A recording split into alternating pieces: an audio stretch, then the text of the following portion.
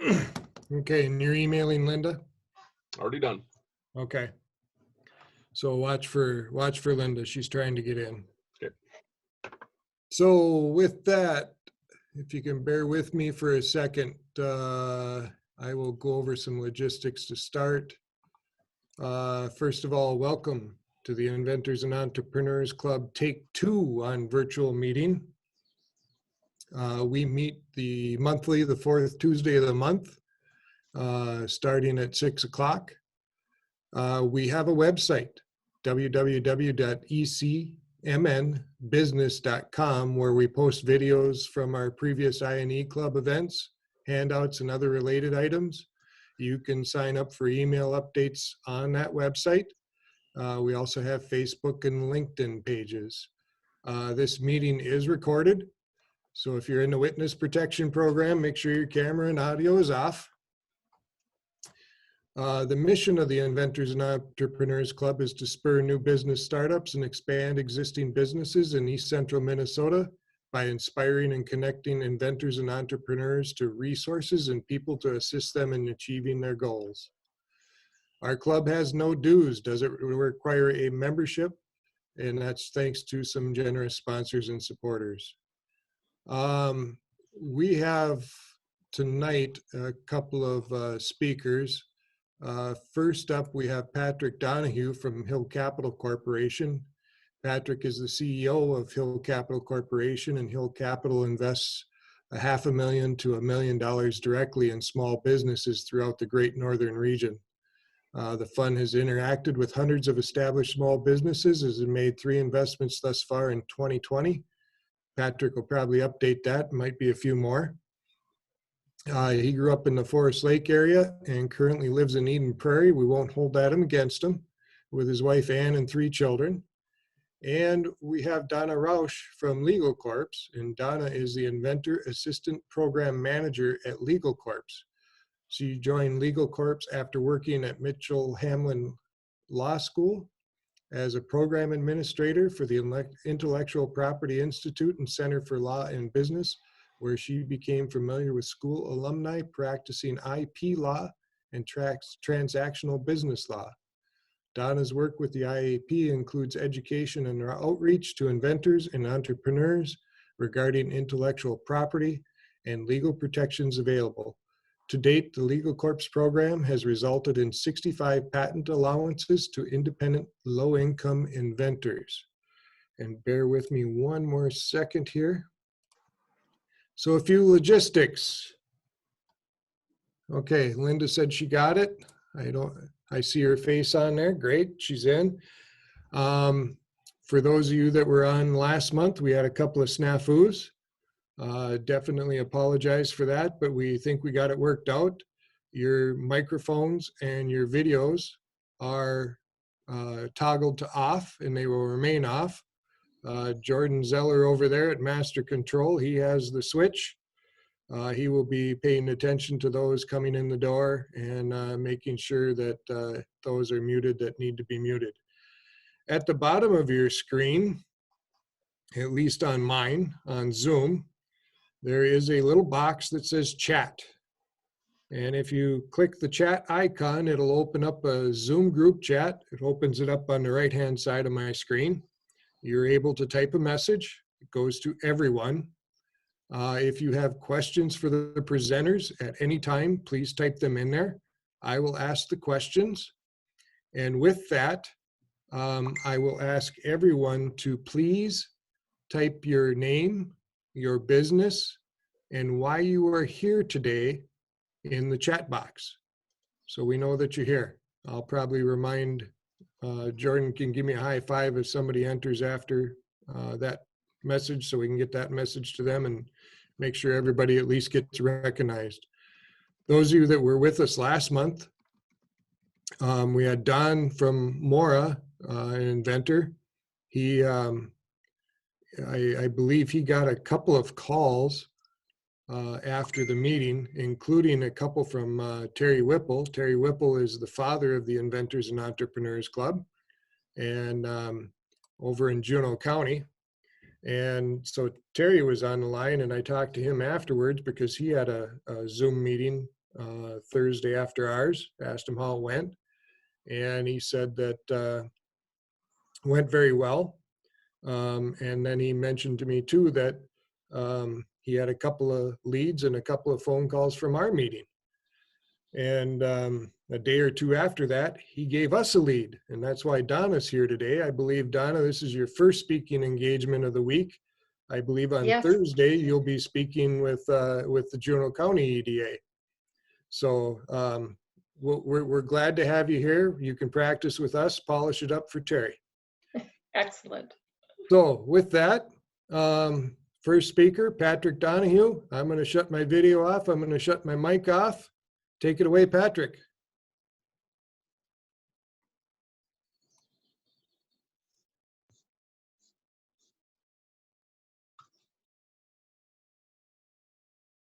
Cannot unmute myself there. All right, now can you hear me?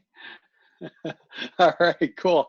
All right, well, thank you everybody for taking a little time away from a beautiful evening and sharing the opportunity to chat here tonight. These events are just so important. I personally and Hill Capital, we do a lot to support entrepreneurship throughout the region, whether it's supporting events like this or 1 Million Cups. We do a lot of these because it's just so important, because at the end of the day, our economy is tied to small businesses. And of course, small businesses don't happen with the inventors and the entrepreneurs who come up with the ideas and are inspired and have the gumption to take the risk to make it happen. And so that's why we're here tonight. That's why I take every opportunity I can to speak with entrepreneurs and inventors and share insights. We run an investment fund, so we do look to make investments, but of course, the way that works is we can only make a small percentage of investments of things we do take a look at, but we spend a lot of time to share insights and connections and point people in the right direction to make sure that they can get what they need to succeed.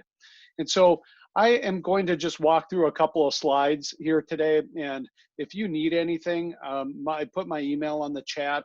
I'm happy to email this to you, or of course, this will be recorded so you can see it again. But I'm just going to share with you some inspiring insights of what we've seen over the last couple of the last 2 months. And so, Jordan, would you just do me a favor, and can you see the second slide with Hill Capital Leadership?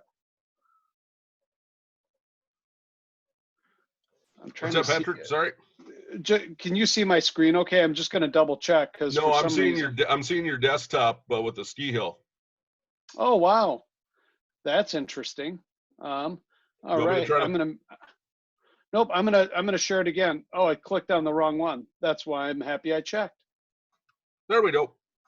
So you can see the one with Nick and I on it. Looks perfect. Good. Okay. All right.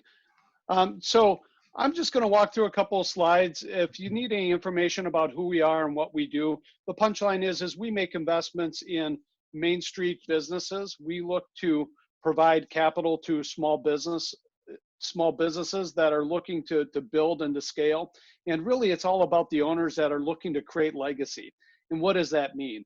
That means they're looking to get their business to a certain level where they have choices, where they can either walk away from the business and allow it to generate enough cash where they can hire other people to run it.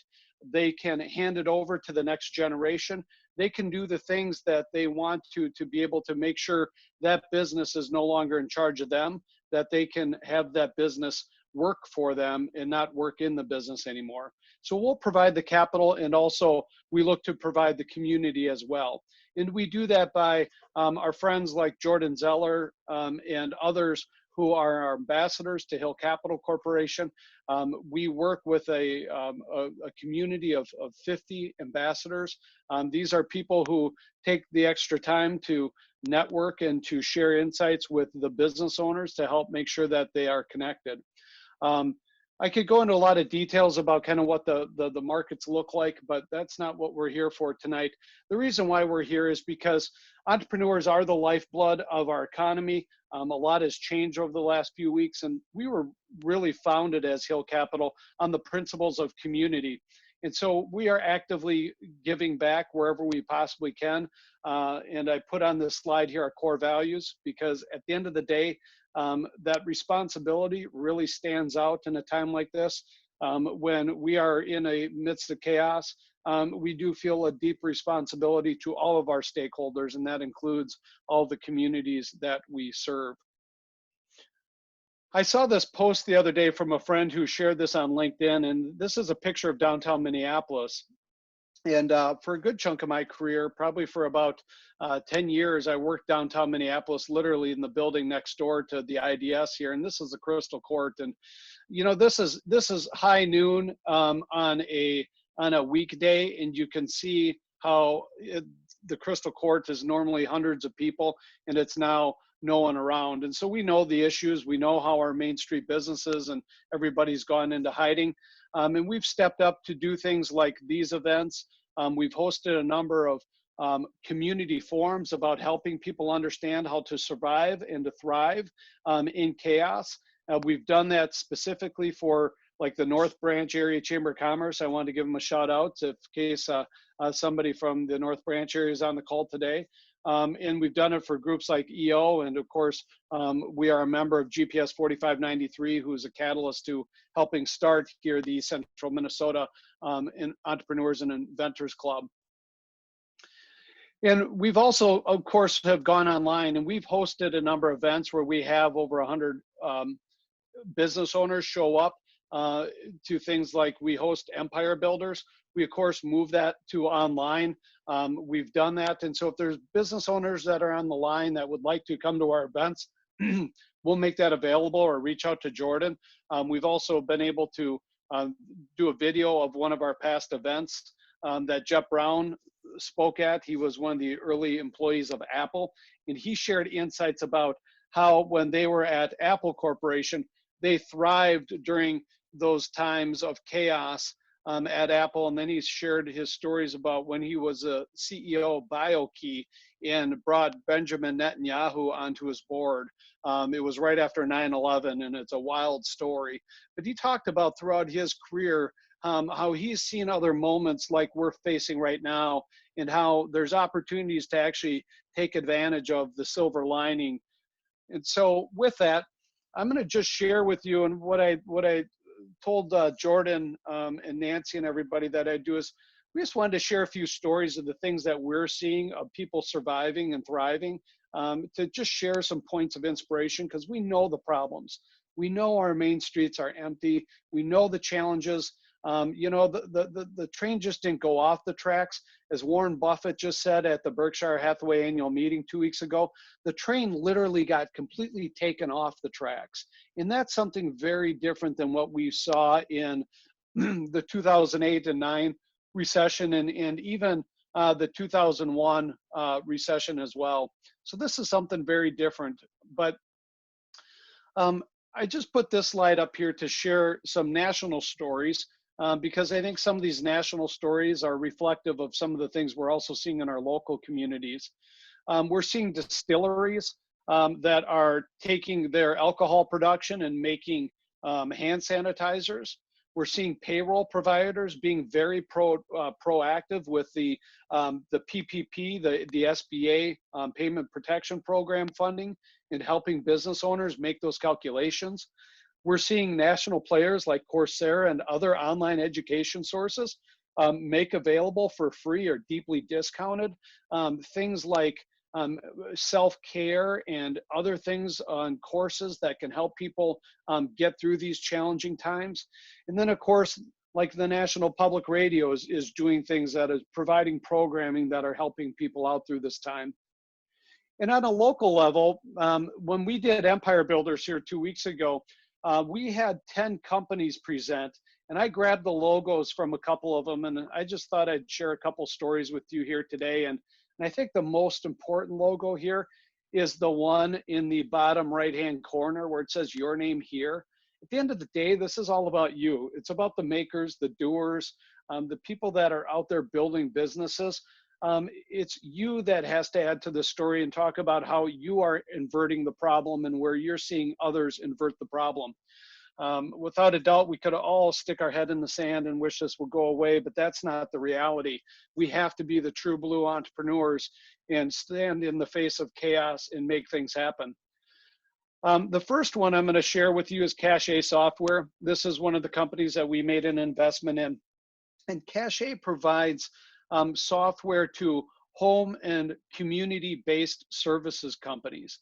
And so if you think about programs that are providing nurses and staffs to the home to help people out, but also like group homes, a huge percentage of their revenue is at risk because a good chunk of their client base is doing group home type of services, and of course those have been completely shut down. Or I shouldn't say group home,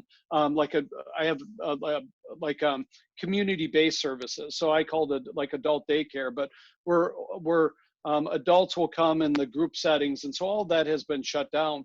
But what's really fascinating for Cache and how they're inverting the problem is that there has been a record number of new updated regulations that have been made over the last several weeks that are providing things like remote care. And there's also new opportunities to get county and other government-based services that's much harder to usually typically win that type of business, or to have like local, county, state, national agencies that haven't yet to embrace technology are now doing that. And so they're actively bidding on some of those opportunities to help some of these slower to move organizations. And so they're awfully excited about the future going forward because of the new regulatory environment to really help people understand the need for remote care. WareCorp, I'm going to share another investment that we made. They have offices in the Twin Cities, and then also some people throughout the United States, and then a group overseas, and they do software development. But what's really interesting about WareCorp is some of their first clients were people like Capella, which is an online university based in Minnesota.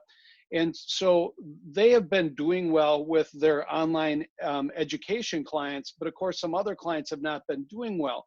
But what's a cool story about WareCorp is that they've been helping some of their clients really understand how they can provide distance learning because of their background. And so they're helping their clients that are being able to connect the dots. An example of this is there's an inspection company that would inspect facilities on farms, and they would always do these in person. And one of their clients is now engaged with them with another company that WareCorp knows that does things via drone, and they've been able to expedite being able to continue to offer their services to farmers without having to have people go and show up in person. The next one is GoRoute, and this is a really fascinating company we invested in. They're based in Rochester, Minnesota. They provide a tool for football teams to be able to run routes. And so a traditional football team is looking at paper charts, they huddle up, and then they go, and then they'll run a route to practice. GoRoute allows them to run much more efficient practices. So instead of only being able to run maybe a couple dozen routes, they're able to run 50, 60 routes. And so it makes practices much more efficient. But what's really interesting for them is because you may have heard that there's a lot of contention with the NCAA and, you know, our sport's going to be back on. They are on the forefront working with the NCAA and some of the best known football programs in the nation to really help them understand how they can do training and do it at a distance. And so their platform was really naturally aligned with some distance training where athletes can still play these games, but they don't need to be huddled up and close to each other as much as they may have in the past. And so there's some really fascinating stories there, and I hope Mike can share, he will share more stories like this over time, but they are in the forefront of distance training. The one in the middle, Man Theaters, this has been a really fun one. This was actually on the news as well. You've got our movie theaters that are shut down, and so Man Theaters has gotten some notoriety because they've been selling bags of popcorn. And I just gave this presentation to the Minneapolis Rotary Club the other day. And one of the members said, hold on. And she went over and she showed, she had went and bought this, but she bought the bag of popcorn, which is more like a trash bag. It's massive. So for $25, you get this massive bag of popcorn, and you get the $25 gift card to utilize when the theaters are back and open. So it's a really nice way to be able to get some fresh popcorn that we all love from the movie theater, and to be able to support our local theaters.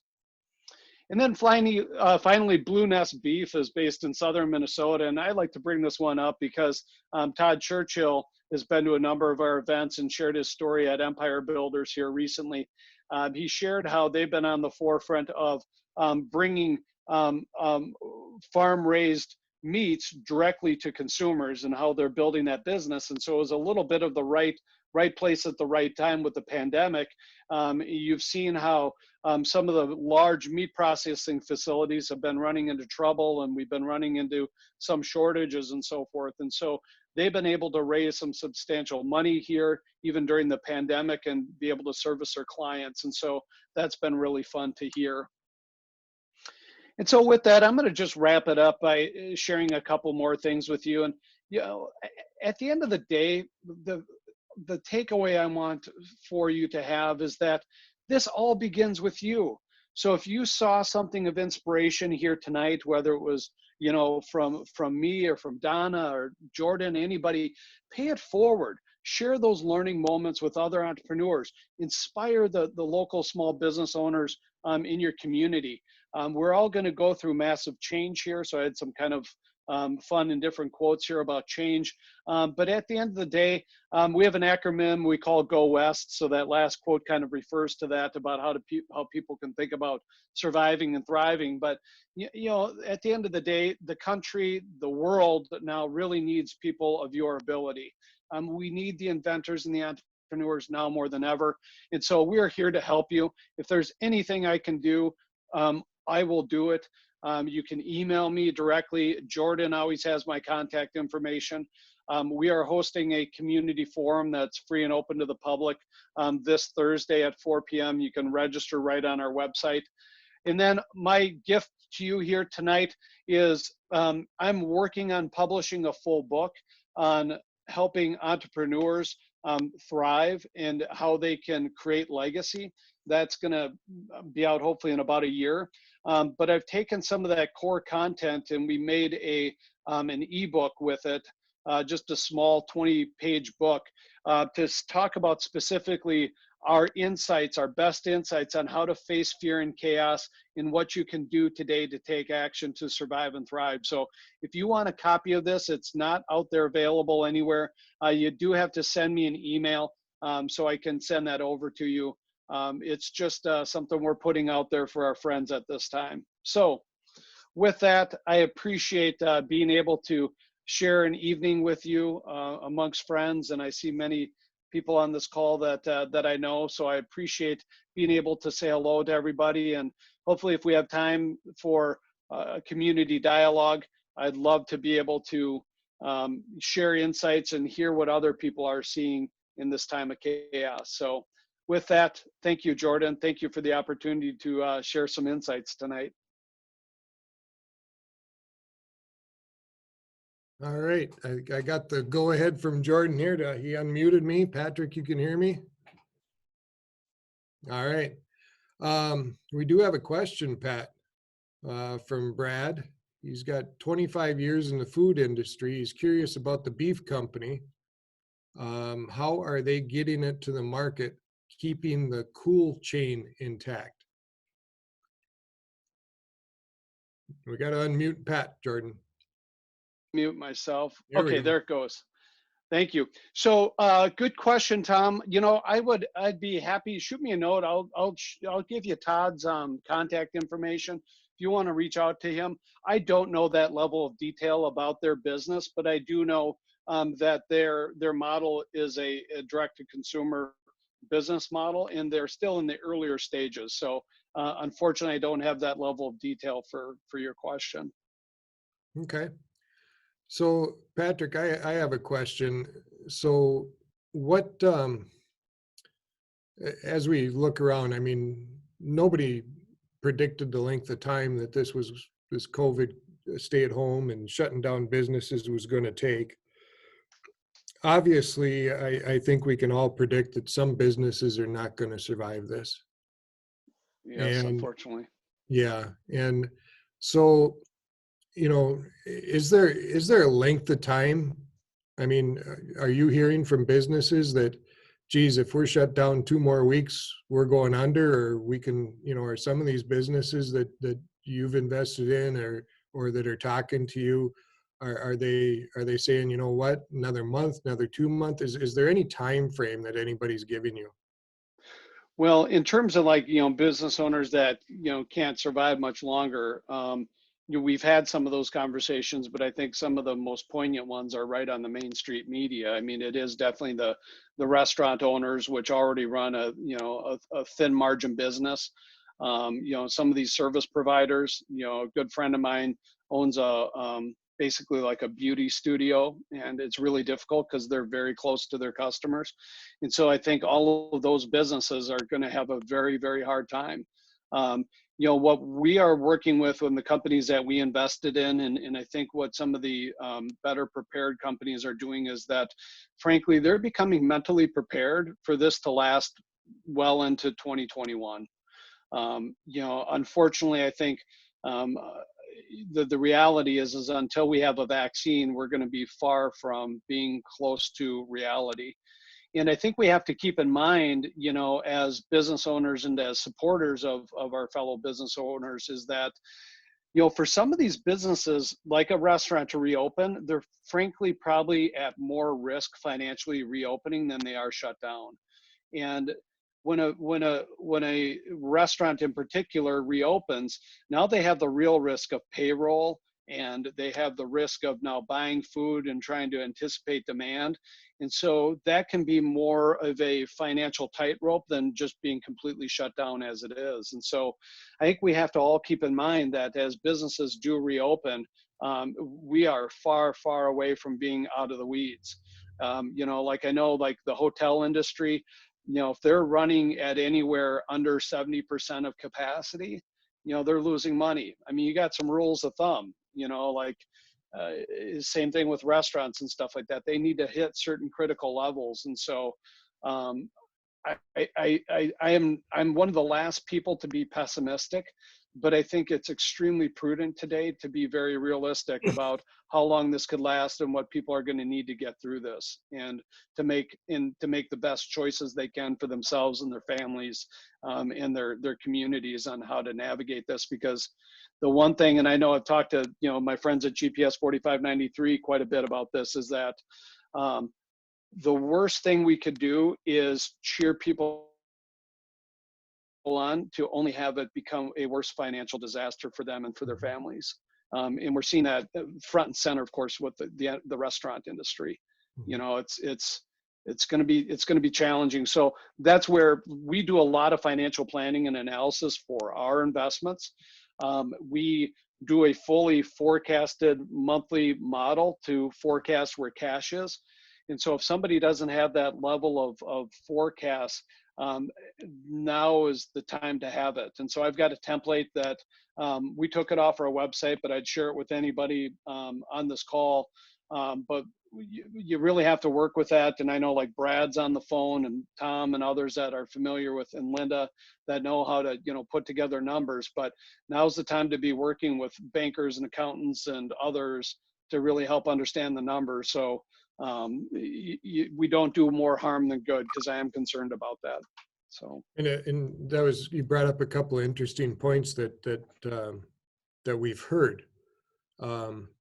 Back in October 2018, when we had Terry Whipple here at East Central for an EDA meeting, he talked about the Inventors and Entrepreneurs Club, which is what this got spurred off from. But he talked about the fact that you had entrepreneurs or you had inventors coming to his meeting, and he says we're just being blunt with them, saying, you know what, that's not going to work. You're going to throw money after money. You're never going to make money, and, right. and that's the result. And then in November, we had Dennis Franz in here. And Sure. one of the key points that Dennis said was that I went home with anyhow was, you know, if you aren't watching your financials and you're losing money, quit thinking you're going to save the baby. Get Right. rid of it. Somebody else will make it work. You obviously can't. Invest your time and money into something that you can make money. Don't keep throwing it at the bad things. So that was pretty interesting. The man behind the controls back there, he had a question, and that was actually a good lead into my question. And we'll call this the last one for you tonight, Patrick, unless there's more at the end. But at East Central Energy, we serve about 6,500 businesses. And we have 3 business account reps that are in touch with many of them on daily, weekly basis. And they're actually doing not bad. Some Right. of them could cut production a little bit so they can have social distancing. We've had reports from others that their business was up 42%, because of what it is they do. And granted, we do have some that are shut down and nobody's there, Yeah. but that's very few. So Jordan mentioned that too, the businesses that we've been talking to, they've been doing better than expected. Is that what you're hearing too, or are we just in a really good pocket here where our businesses are that necessary? Yeah, it's a great question. I mean, I guess it's a deep question because there's a lot to it. I think maybe the best way to frame it up is what I'm seeing and hearing is it's a very mixed bag. Unfortunately, this pandemic is quickly, picking the winners and the losers. Mhm. I know companies that provide services to schools, and they're doing extremely well because they provide some like the technology solutions. Um, you know, and then I've heard, a lot of like the gardening centers and anything related to like the outdoors is doing exceptionally well. Yes. But on the other side of this, I'm very familiar with the business that's in central Minnesota that they are the ones that sell and provide services to the machining, and especially for any of the machines that are producing auto parts. So like the CAD systems and so on and so forth. And they've been decimated, because of course all of their suppliers, that whole chain just dried up. Because the auto manufacturers were very quick to shut down production, and so that is really challenging. Their only glimmer of hope right now is that they've got some of their service people that are out there, maintaining some of the machines and so forth. But of course, there's no new machines being sold and so on and so forth. And so, so I'm hearing a mixed bag. I would say overall, though, I have been pleasantly surprised that this isn't cut as deep as I would have thought it would. But that's where I guess I'm concerned. And I'm a big fan of Warren Buffett. I go to the annual meeting every year. I read in between the lines when he at the Berkshire Hathaway annual meeting. I mean, there's a reason why he's still sitting on $140 billion of cash right now. I mean, he's concerned. I mean, he literally said, we've never in the history of the United States really have any parallel analogy to taking a train off the tracks. And what this looks like coming back on is going to be hard to tell. But I do know one thing is you don't flip a switch and the economy just starts back up. It's, Right. You can quickly fire people, but to rehire and bring people on, it's a slow, arduous process. So that's what I'm hearing. So I'm hopeful, but I remained really concerned. And I agree with you. I think, a couple weeks into this, I was watching national news in the morning, which I quit watching Yeah. because it's just, if you listen to the news every day, you're just going to walk around depressed all day. So I just quit watching it, and, life is much better. Right.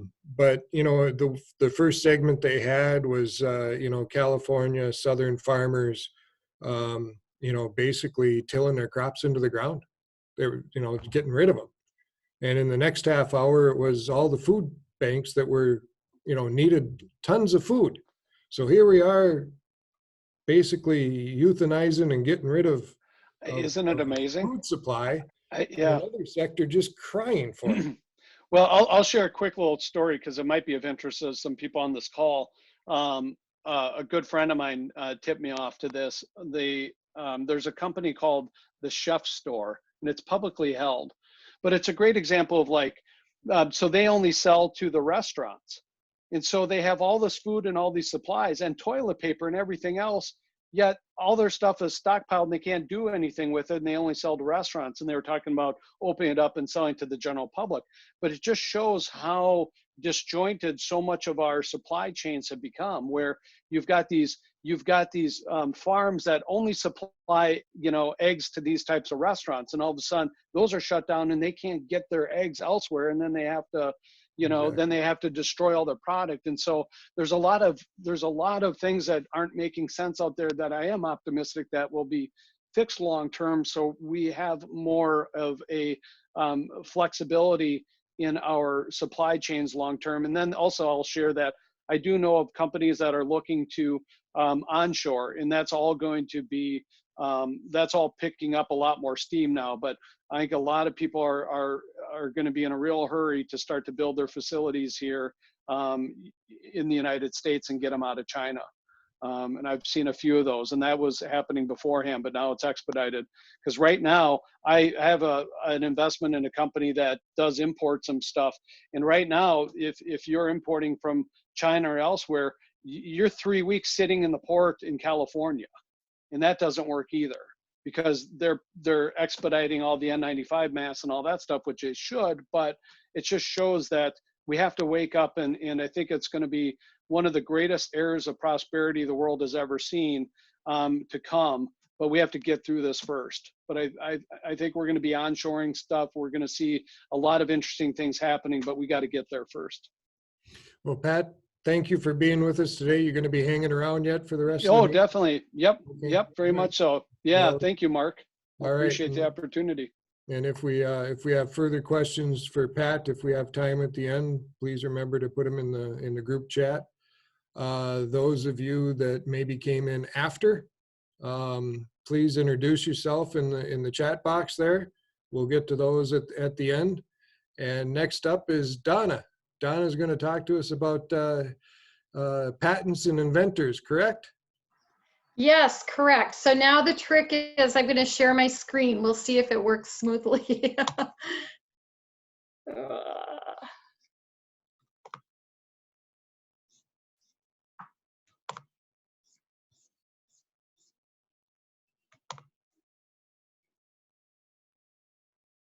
There we go. Okay, thank you all for being here tonight, and thank you, Jordan and Mark, for inviting me to share what Legal Core Inventor Assistance Program does.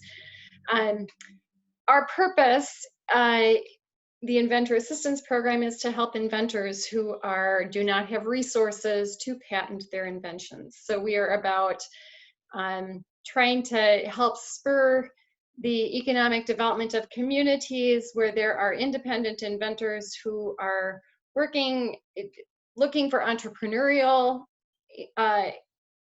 opportunities and trying to develop a business in their community. So the Legal Core was originally, let me see, I've lost my buttons, here we go, was founded as an independent nonprofit in 2004.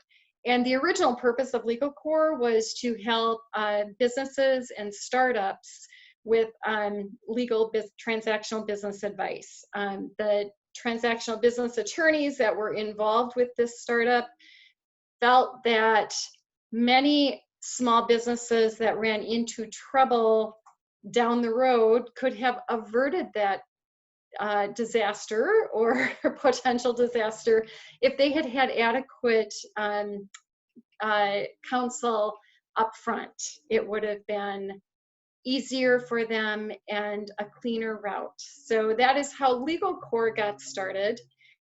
And then in 2011, a group of patent attorneys was working with the United States Patent and Trademark Office, and the USPTO wondered if they could come up with a patent pro bono program to help independent low-income inventors. This group of patent attorneys said, yes, I think we can, and developed a program that they then brought to Legal Corps and said, we would like to model this after how you are working with transactional business attorneys helping small businesses. So some of you may have heard from my colleague, Sarah Lewis, who works with the transactional business advice clinics. She and I work closely. We trade clients. Sometimes she has clients that need patents, and sometimes my patent clients need some business help getting going. So we work together.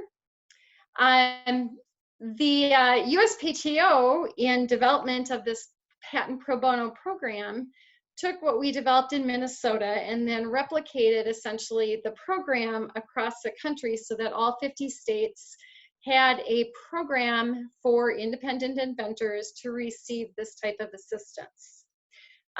In 2018, the Inventor Assistance Program in Minnesota expanded into Iowa, North, South Dakota, and Wisconsin, and that was at the request of the USPTO to have the entire country covered with patent pro bono services.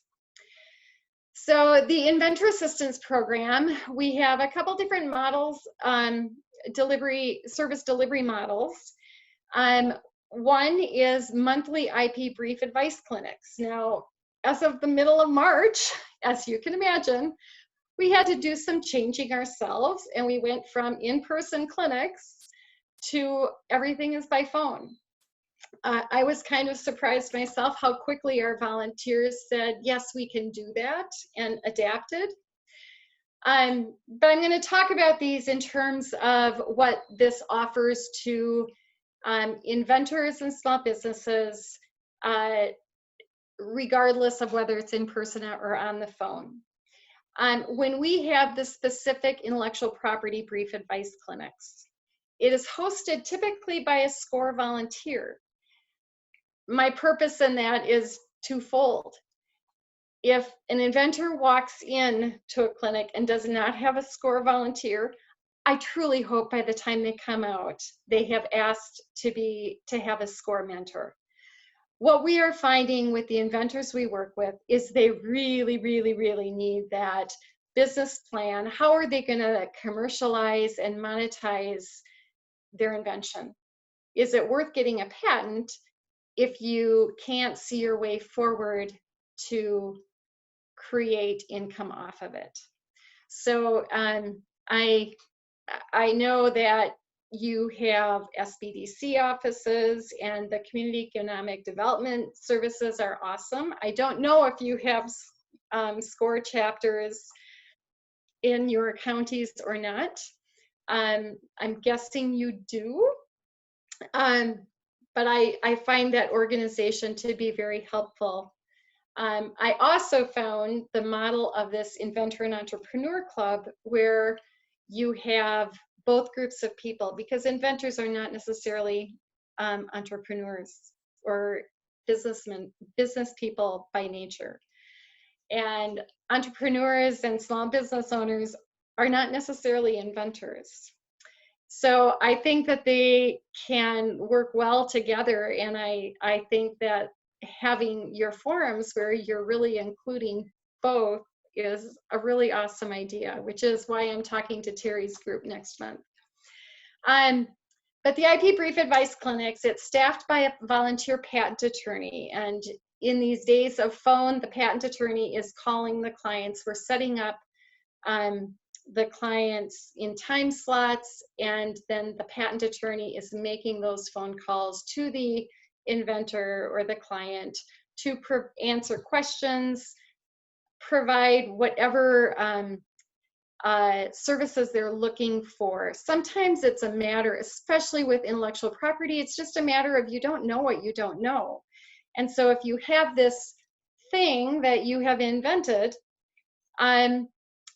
asking questions of somebody who has seen hundreds of inventions and taken many things, written many patent applications, it's helpful to have that professional perspective. These are open to the public. There are no eligibility requirements. So one piece for the East Central region, since all of our clinics are now by phone,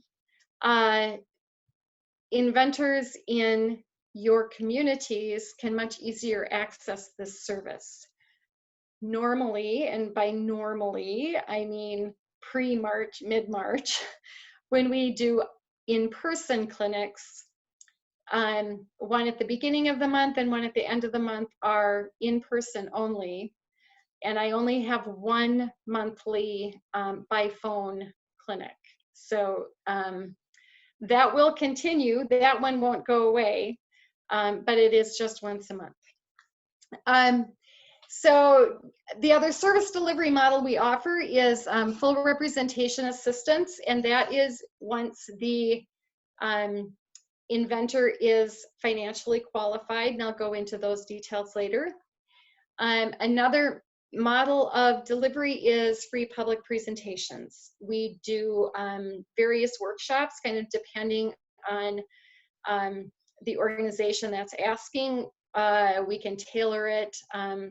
To Terry's group, I'm actually presenting to that I&E group with a patent attorney. So we're able to give a little bit more targeted direction because they had time to spare for both who Legal Core is and a patent attorney that can answer questions and deliver qualified advice. One other service that we have been providing regularly, again, it's in the Twin Cities because that's where we are based and that's where most of our patent attorneys are. The Hennepin County Library is a Patent and Trademark Resource Center. Now that's a designation by the United States Patent and Trademark Office. But what that means is they have librarians that are specifically trained in the databases at the USPTO. And so those two librarians are available to specifically help people who are trying to do research on intellectual property, particularly in the area of, for inventions, prior art. Prior art is what else is out there already patented. It is an extremely helpful service. For the provisional patent application, we do it with the PTRC, and we have a patent attorney that presents and actually goes through the provisional patent application with the participants. Right now, meaning right now, we are working on taking that virtual, hopefully for an August or early September presentation. What that means is that will be a live webcast that would be available to the remote inventors. Again, this is something that's open to the public. Nobody has to be previously qualified to participate. And what I have found is that those who get a lot out of it are the ones that are trying to write their provisional patent application themselves, because inventors tend to get very caught up in their thing, whatever it may be, their invention. And the purpose of the provisional patent application is to stake your claim and claim that date. But to do that, you want a broad presentation of your art.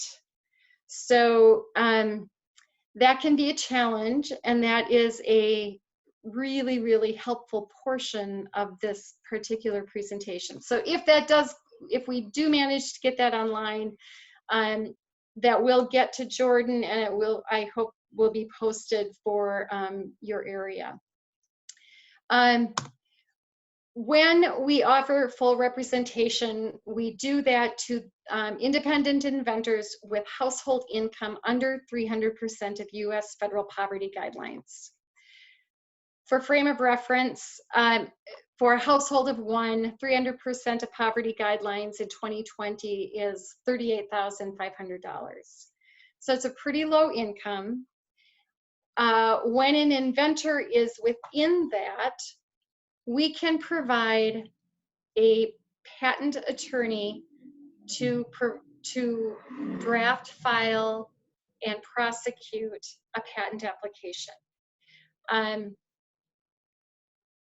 Originally, the program required that inventors have a provisional patent already on file with the USPTO.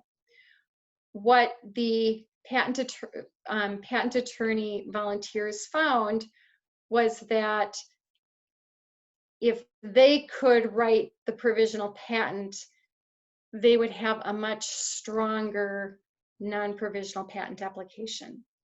So about a year and a half ago, we went away from requiring the provisional to be on file, and now we have an internal disclosure. So for inventors that are in that early stage and are looking for protection before they further disclose what they have, whether it's to do market research or to get further development, we can provide a patent attorney to actually write that provisional so that the inventor has a stronger place to start once they decide if they're going to move forward. Again, annual household income under 300% of US poverty guidelines. We can also take and provide assistance to inventors who started out pro se but are into the prosecution phase and going, I don't get it, I don't know what the examiner wants. We often will pick up inventors that just didn't know we existed and are in that prosecution phase, and it can be very confusing. So just because we did not have a volunteer draft and file does not mean that we cannot provide a volunteer to help with the prosecution. And then for those inventors who think they have an invention, but the screening committee says, not so sure, we still offer the service of a legal needs assessment. And that is providing a patent attorney to look through your disclosure, the inventor's disclosure, to talk with the inventor and really figure out what are the questions, what would be potential roadblocks to patent allowance, and what maybe about this has merit and should be followed up on.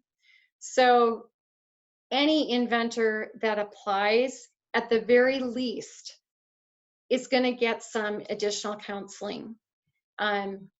So my ask of you is for those that you do work with, for those inventors that you come across, just know that we exist, because if they don't know about us, we can't help them. The disclaimer to this is that attorney fees are pro bono, but all USPTO filing fees and miscellaneous expenses related to filing the patent application, such as if they need professional drawings done and don't have the ability to do it themselves, or if there needs to be a search done, those get paid by the inventor. So our volunteers are very skilled at knowing and being able to advise the inventor what's coming up. And I lost my arrows. Let's see.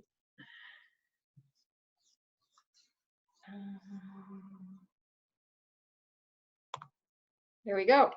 The program by the numbers. So this is through almost 9 years. We're not quite to the end of our 9th year. We're a fiscal year June 30th end. So 8 3/4 of the year. Within that time, we have had about 350 applications that have fully completed applications that we've received from inventors. We have matched 212 clients with attorneys for further service. Those attorneys have filed 143 patent applications, and to date, we have had 65 patents allowed.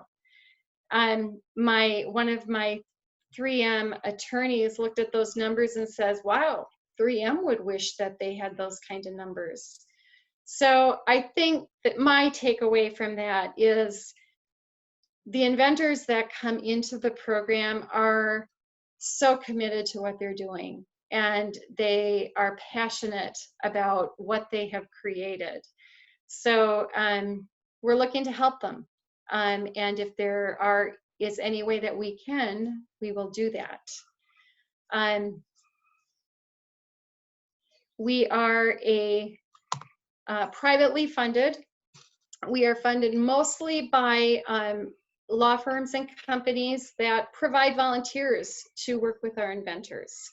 So this is just, these are the folks, and we are grateful to them. We are also partially funded by the USPTO, and that is a year-to-year question. Some of the inventors, just some quick stories. Inventors Travis and Jen, by accident, had really struggled with trying to put in an interior door in their house. And this was with Travis, who worked for a door distributor. So light bulb went on. There's got to be a better way. There has to be an easier way for the do-it-yourselfer to be able to install an interior door. With all of the home supply stores around that are supplying the do-it-yourselfer, they were sure there was a better way, and there was. And their business has been really interesting to watch. They were the Minnesota SBA Young Entrepreneurs of the Year, and their company, Gentro Tools, was nominated to be one of Minnesota Business Magazine's most successful companies in 2017. Inventor Michael was a delivery truck driver and struggled regularly with his ramp not either endangering him or endangering the public, because the space where he was delivering was not adequate. So he created this articulating system for the delivery, for the ramp that comes off of the back of a delivery truck. Again, his experience showed there's got to be a better way, and he went to work. Inventor Chris. Chris invented the PC bubble. She was providing a lot of care for her mother, who was in a wheelchair. And I mean, we all live in Minnesota, so we know the extremes of Minnesota weather. And she thought there's got to be a way to better protect people who have to use mobility devices when they're in the elements. And she came up with and was allowed a patent on the bubble. So creative minds and interesting inventions, and we are here to help. So I ask you to, please don't hesitate to send somebody to me. I'm happy to talk with them regardless of where they're at, whether they qualify or not, and find out how we can assist them. So thank you for your time. If there are any questions, I'm happy to answer. All right, I believe you can hear me, correct, Donna? Yes, I can. Okay, thank you. So you brought up a couple good things. I know Terry talked about his first Inventors and Entrepreneurs Club meeting years and years ago, and how, he had all these inventors sitting there. They brought their gizmos and their gadgets, and they brought them in bags, and He says it was the worst meeting of his life because, you know, they're introverts and nobody wanted to talk and nobody wanted to share. And I think you kind of stated that, you know, they really don't know what to do and they're kind of shy, you know, but you know, where would we be without the inventions? But Yeah. we do have a couple questions for you. This is the first we've heard of Legal Corps. What are the requirements for a business to get this type of assistance? Would like to understand as I talk to businesses, if you could expand on that. And, you know, maybe he would like you to send a presentation, and that's Brad at Partners Funding. Brad's a longtime I&E Club member here. So if you could Sure. maybe briefly talk about that, you know, what types of businesses get this type of assistance? Sure. For the Inventor Assistance Program, it's really the independent inventor. But for the transactional business advice, the clinics are open to any business. And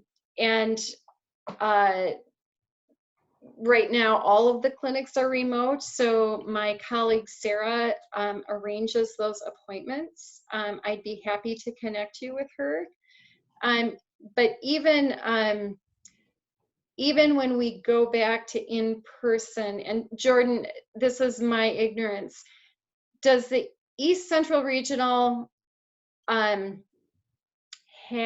a clinic associated with it? Does one of the SBDCs do a clinic in the area that's remote by phone? You know, we've got 3 SBDC counselors and all will work remotely by phone, but we don't Yeah. do a clinic specifically. We also don't have a store chapter in our 5 counties. However, we've got a few counselors. We'll refer folks either over to St. Cloud or there's a couple in the Twin Cities. Okay. Because Legal Core, the transactional and business advice, that's really available to the entire state of Minnesota for businesses.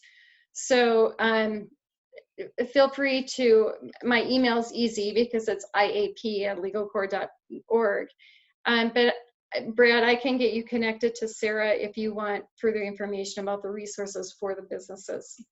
That's great. Thank you. He has a follow-up question, and Brad, I think I know what you're talking about here. You know, there was a presenter that we had here about a year ago that talked about the time and money spent in gaining a patent, and I think that was the gal who invented bottomless pots, and she talked about her struggles. You know, she did some research and found a patent company.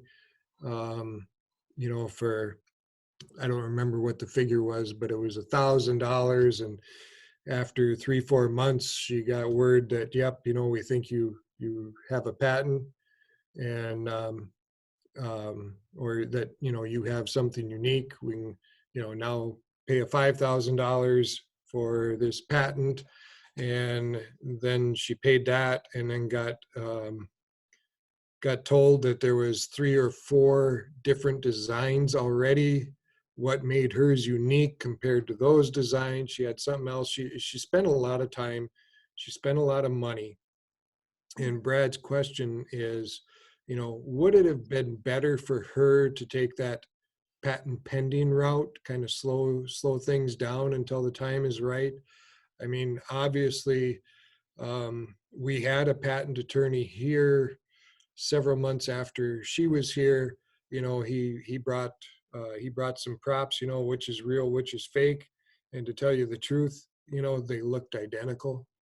And, you know, he also talked about how, you know, this one had a patent, this one was a knockoff, and the lawsuits and, you know, the money involved there. I mean, so is it better to do this patent pending route? The patent pending, if you're talking about a provisional patent, to file that provisional patent, I mean, for a micro entity, I think it's like $70. If you can write a provisional patent application that is broad enough to base a non-provisional on. It is well worth it to just do that. It buys you a year to do further research, further development, and figure out if this is something you want to invest more money in. Which is one of the reasons we do the provisional patent application workshop, because it's an easy way to buy yourself essentially an early date, because it's first to file for the patent. And so if you think you have something, the sooner you can file that provisional patent application, the better off you're going to be, theoretically. So, you know, different patent attorneys will have different ways of looking at things, and I'm certainly not one. I'm not a patent attorney. I'm not a licensed attorney. I need to give that disclaimer. So I think that there are many routes to the market, and it's important to have a lot of conversations and do a lot of research to figure out what is going to be the most appropriate for you. I do know, you know, that the invention companies, invention promotion companies, I have had inventors contact me and say, can you help me get me out of this? And it's like, no, I can't, you've signed. And we can't help them. If they have signed with an invention promotion company, they essentially have a wealthy partner. So they're, you know, outside of the scope financially of who we can help. But that's, you know, and I don't want to trash promotion invention companies, because I think they have a role, and I think some of them are very good. I think some inventions probably just shouldn't go that direction. Which ones, I'm not the right one to say. But it's something to be aware of.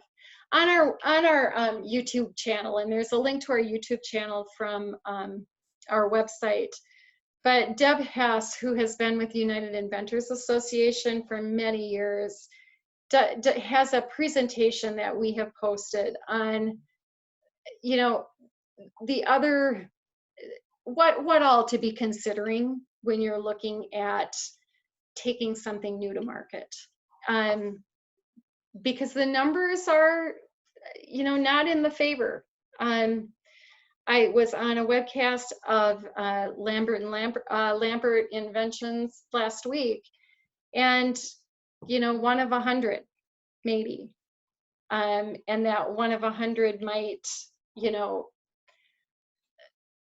might make this big of a dent.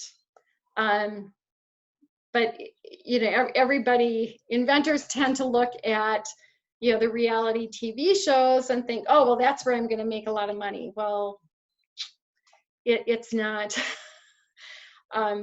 We know those numbers are really small, so the odds are not good, not in their favor. Well, Donna, thank you.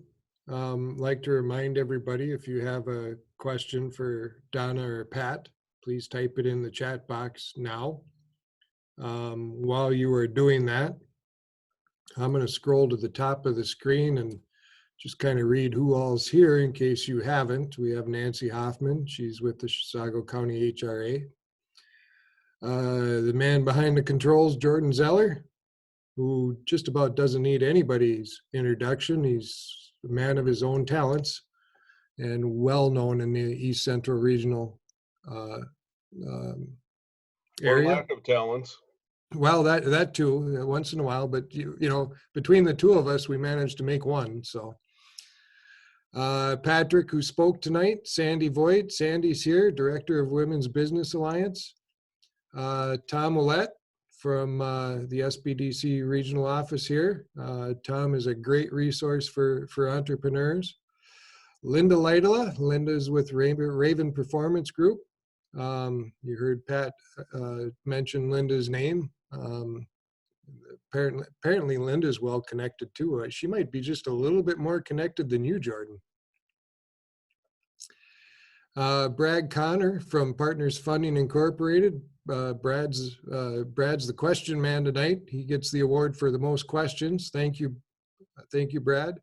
And he connected with Don from Northland, our speaker last month. They've talked 2-3 times since the last meeting and had a few referral ideas for him.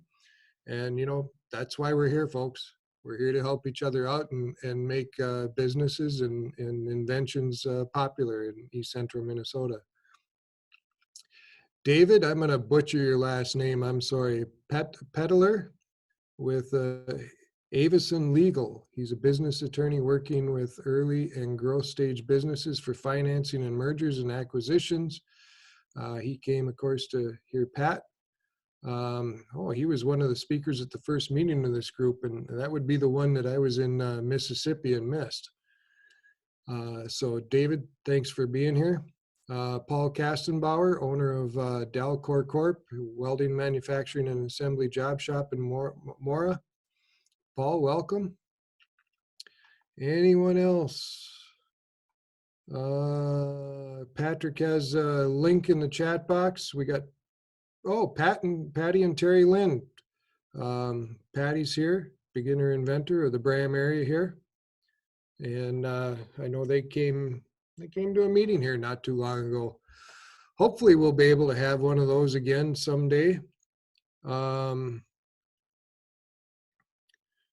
Okay, so Pat's got a recommendation for the Inventors Network to everyone. He's a member. Legal Corps is there often, and it's the inventorsnetwork.org. Thank you, Pat. Appreciate that. So I'm not seeing any more questions and any more comments. And Jordan, you have anything to add? Or, you know we what? recorded the video tonight, so we're hoping to have that online maybe as soon as tomorrow. No promises, but in the next few days. All the speakers on their presentations had their email, telephone numbers, whatnot, contact info. So check back. We'll have that on our Facebook page for inventors and entrepreneurs, and some of our partner organizations. ECE will have that.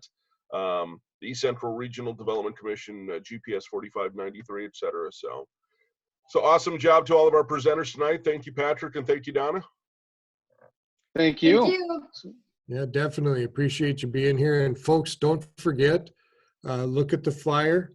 The flyer has Patrick's email on there. And if I could have figured out how to get to my email screen, I would have emailed you already, Patrick, because I'm interested in your ebook. So as soon as this is over, you can expect an email from me. I'd really like to get my hands on that. Sounds good. Happy to send it over. All right.